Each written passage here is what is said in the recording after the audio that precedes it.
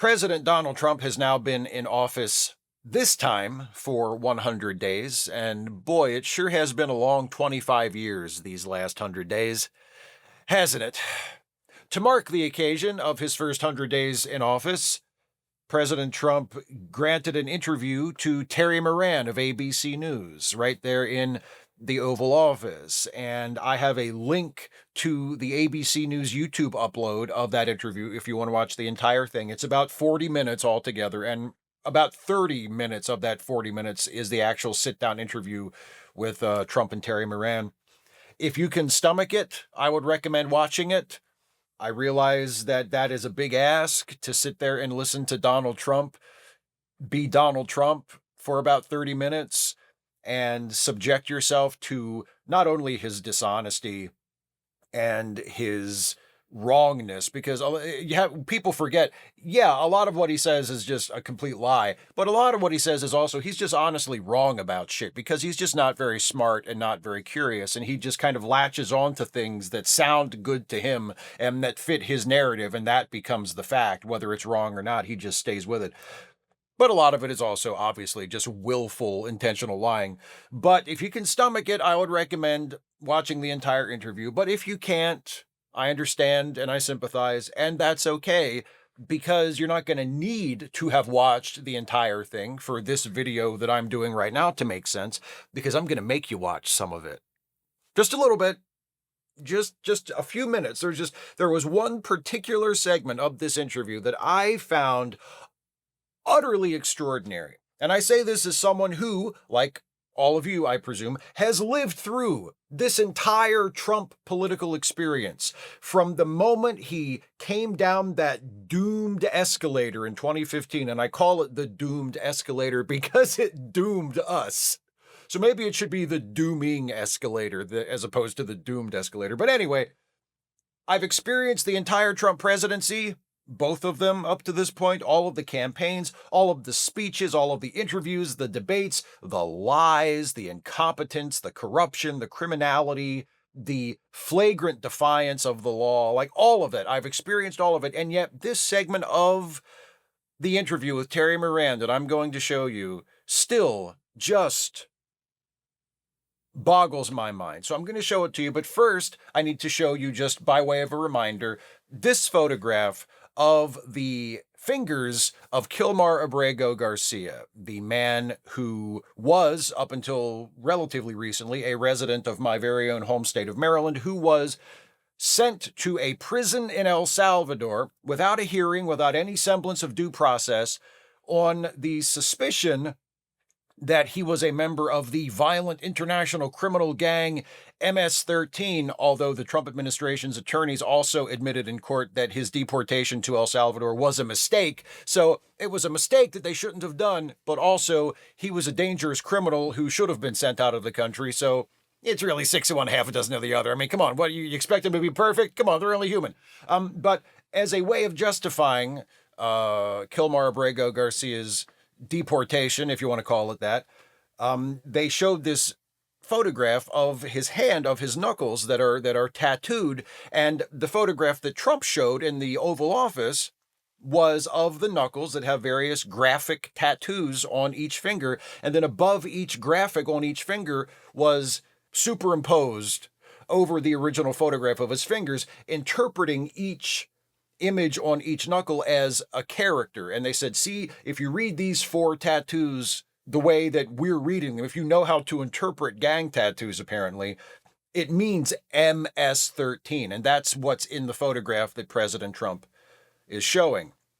So the MS-13 characters in the picture that are superimposed over the fingers are not really there. Those are not really parts of the tattoo. They are just interpretations of what those symbols that are tattooed on Kilmar Abrego Garcia's fingers supposedly mean.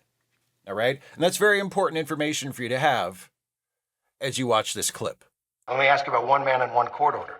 Kilmar Abrego Garcia. He's the Salvadoran man who crossed into this country illegally, but who is under a protective order that he not be sent back to El Salvador. Your government sent him back to El Salvador and acknowledged in court that was a mistake. And now the Supreme Court has upheld an order that you must return him facilitate his return to the United States by law. And you'll pick out one man, but even the man that you picked out, he said he wasn't a member of a gang.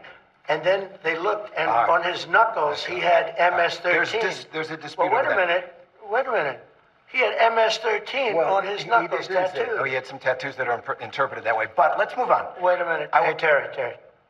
He did not have the letter MS-13. It says MS-13. Yeah, that was Photoshopped. So let me That was Photoshopped. Terry, you can't do that. Hey, they're giving you the big break of a lifetime. You know, you're doing the interview. I picked you because, frankly, I never heard of you, but that's okay. But I picked you, Terry, but you're not being very nice. He had MS-13 tattooed. Right, we'll agree to disagree. I want to move on to something else. Terry, do you want me to show you the picture? I saw the picture. And you think it was Photoshopped? Well, here we go. Don't Photoshop it. Go look at his hand. He had MS-13. He did have tattoos that can be interpreted that way. I'm not an expert on them. I want to turn to Ukraine, No, sir. Terry, I want to get to Ukraine. No. He had MS, as clear as you can be, not interpreted. This is why people no longer believe the news, because when it's he was fake photographed news. in El Salvador, they aren't there. But let's just go on. They aren't there when he's in El Salvador. They weren't there, but they're there now, right? No, but they're there in now. your picture. Terry, Ukraine, sir. he's got MS-13 on his knuckles. All right. Okay? All right. We'll take a look. You do such a disservice. We'll take a look at that, Why don't sir. you just say, yes, he does, and, go on to something else? It's contested. Ukraine.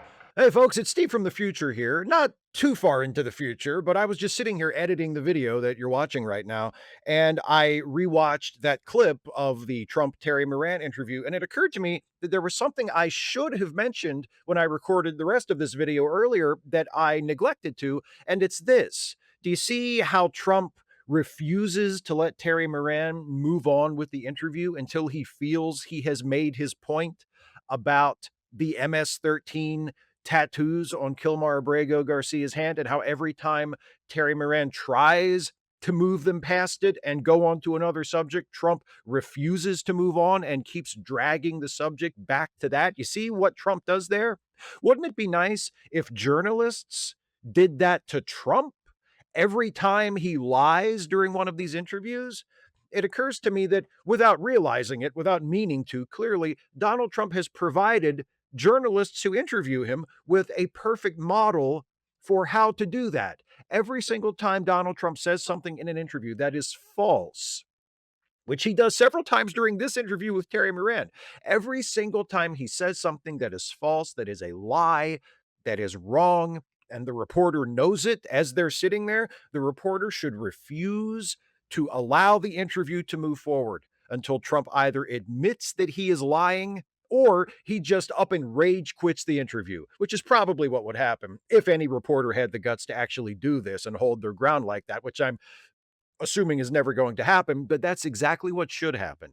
Every single time Trump says a lie in an interview like that, and he has given us the perfect model for what that looks like in this moment that I just played for you, only with the roles reversed. The reporters should do to Trump every time he lies exactly what he just did to Terry Moran in defense of his own absurd lie.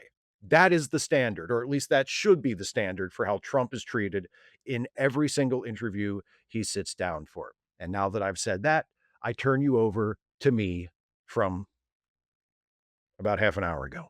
My question after that is, I have several questions, but the first question I want to share with you is, what is the charitable way to interpret that response from Trump? Like, what is the charitable benefit of the doubt way to interpret that? Because it seems to me that the only possible interpretations of that clip are either, one, that Trump knows that the MS-13 are not actually physically on Kilmar Abrego Garcia's fingers, and he's just lying to Terry Moran, who clearly knows better, and also lying to a national television audience, many of whom know better.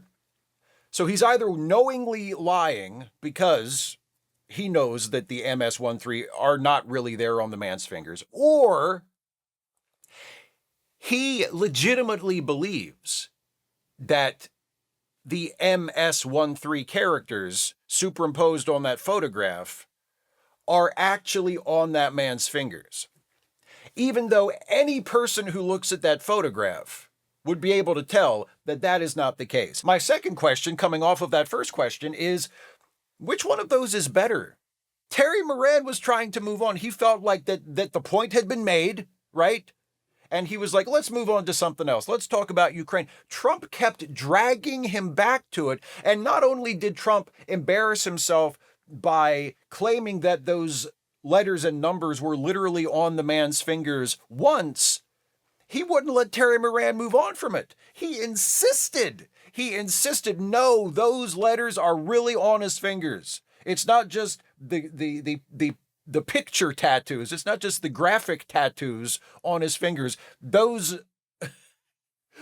letters and numbers, MS-13, are literally on his fingers. And then Trump tries to play it as though he's the reasonable one, and it's Terry Moran who is embarrassing himself. Oh, everybody's going to be embarrassed by you, Terry. Everybody's going to be watching this, and they're going to be thinking, what a fool Terry Moran is, because he won't admit that MS-13 is written on that man's fingers. Even after all these years, and even after I've seen Trump do things similar to this in the past, where he just doubles down on a lie or a falsehood, regardless of whether it's a lie or not, that he has propagated, and he just refuses to accept correction for it. Like, he's done that before, but there's something about this time where he's like a dog with a bone.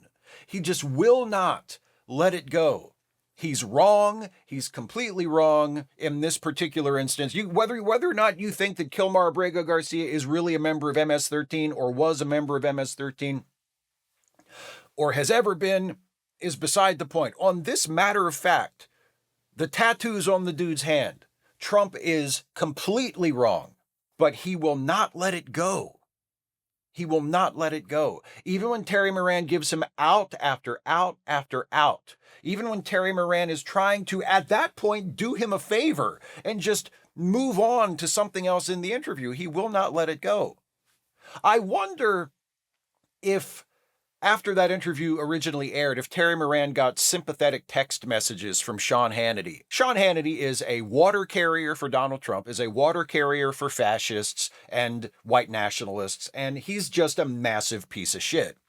He is a propaganda organ of the Trump administration, and he's always been a propaganda organ of the Republican Party, no matter who is in charge. He's a piece of shit. But even Sean Hannity has had this experience with Trump, where he gives Trump an opening during the most useless fucking softball interviews you could possibly have of anybody, where it is the definition of an easy house, or it is the definition of home field advantage. Donald Trump being interviewed by Sean Hannity, an interviewer who wants to do nothing but help him.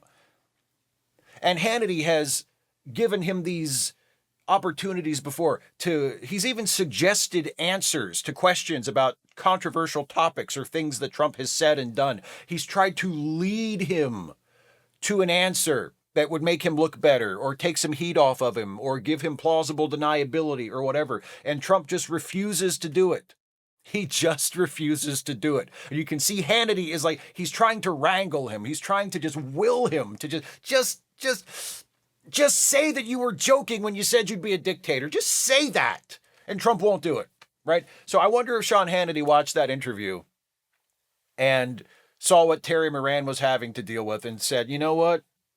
I know what that feels like. So Terry Moran did a good job. Again, as far as that goes. I mean, he did a better job than most people do. He certainly did a better job than Sean Hannity usually does. So I want to congratulate Terry Moran for bringing that out of him. And I also want to congratulate Bill Owens, the former executive producer of 60 Minutes, who walked away from that job rather than submit to heavy-handed corporate oversight by the parent company of CBS News that is now incredibly nervous about offending Donald Trump because they don't want Trump to threaten their corporate merger with Skydance that is in the process of attempting to buy Paramount. And they've also apparently settled their lawsuit with Trump, the completely baseless, frivolous lawsuit that Donald Trump filed against CBS News for a 60 Minutes interview with Kamala Harris last year. And again, I cannot stress this enough, a completely baseless lawsuit that Trump filed. Trump was 100% in the wrong. No legal expert I have ever seen quoted anywhere who looked at the facts of that case felt that Trump's argument deserved to be taken seriously for a second. It was a complete shit show, a complete nuisance lawsuit, an attempt to bully and intimidate the company that owns a news organization that ran a news piece on its television show that Trump did not like. That's all that was. And they capitulated. If there's just a little tiny shred of humanity left in any of those people who decided to bend the knee to Donald Trump, even though they were 100% in the right, and could have taken this as an opportunity to smash him in court yet again, to be just the latest people to smash him in court, to force him to stand behind his lies in a court of law and be defeated. Instead of doing that, well, it might threaten the merger, it might threaten the money, so let's just give him what he wants. If any of those people have enough humanity left in them, that this might keep them up at night, knowing that they capitulated to this clown, to this loser, to this joke, to this embarrassment. I hope it does. I hope it does. I hope it keeps them up at night.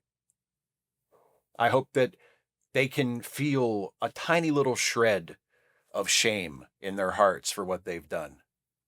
And I hope that whatever windfall they end up taking home as a result of this merger when it finally goes through, I hope whatever dollar amount that is, it is enough to pay for not only what it costs them in terms of reputation and integrity, but what it's costing all of us every day in terms of our rights and our economy and our people and their quality of life, and in some cases their very lives, and the future of our democracy and all of the other institutions in this country that are being jackhammered to pieces on a daily basis. I hope however much money that was, it was worth it. Watch the guy in that clip with Terry Moran.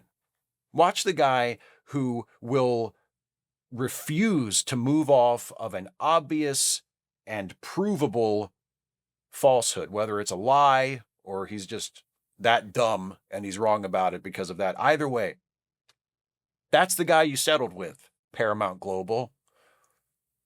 That's the guy you settled with. That's the guy who sued you because he didn't like an interview you showed. Like, that's it. That was the case. Trump didn't like an interview you showed with Kamala Harris. And he sued you, and he was completely in the wrong, and you totally would have won if that had gone to court. But you settled with that guy.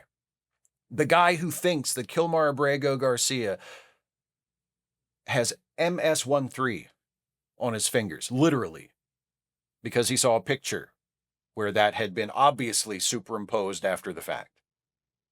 That's the guy you handed a win to.